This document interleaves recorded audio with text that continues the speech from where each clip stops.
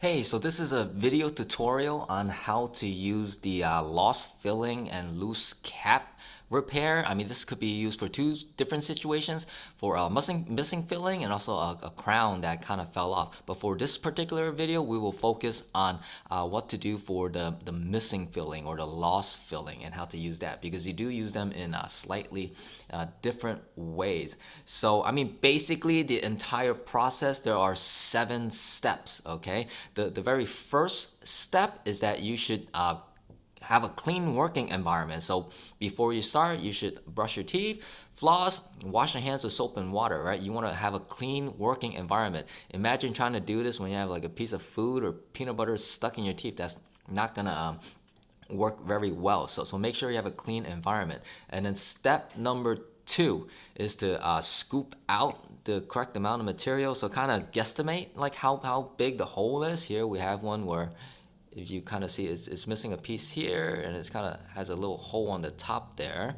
So we kind of just scoop out here. You know, this thing comes with a little scoop. I got this from Walgreens. Just kind of scoop out however much you think you'll need. Right there it is. So this is step number 2, and then for step number 3, you want to roll this into a little ball. Right, just kind of roll it in between your hands like that. Let's see if that's enough. That should be enough. Probably more than we need. I'm gonna put half of this back.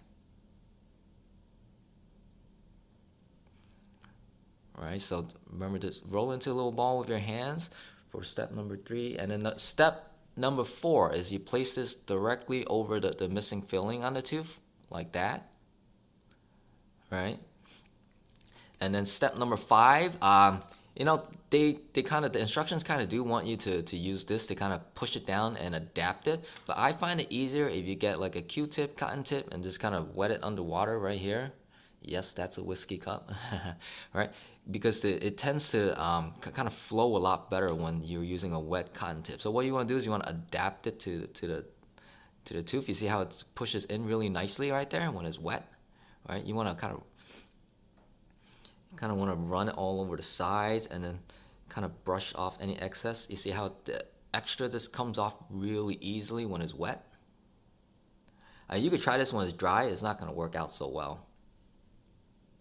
I just kind of get rid of the excess so that it's only in the missing filling hole.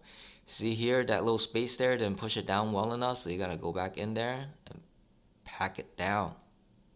You want to adapt it to the surface of the tooth.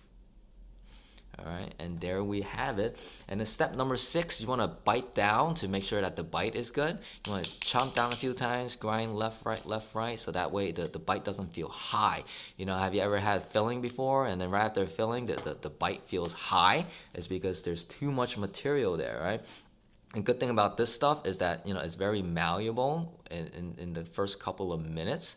So you can kind of adapt it even with your teeth when you're biting down on it. You know, so this ensures that you have the correct bite. And then after that, all you have to do is wait 2 to 3 hours before you eat. That is according to the instructions on the package.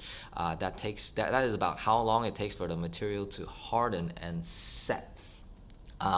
And yeah, so that's about it. Just 7 steps here.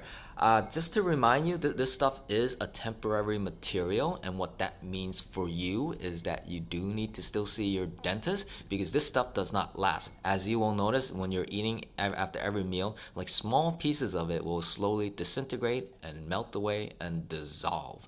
So this stuff does not last forever. So definitely do make an appointment to see your dentist so you could get a permanent one, right? And that is how you use, you know, the lost filling and loose cap repair for missing fillings specifically.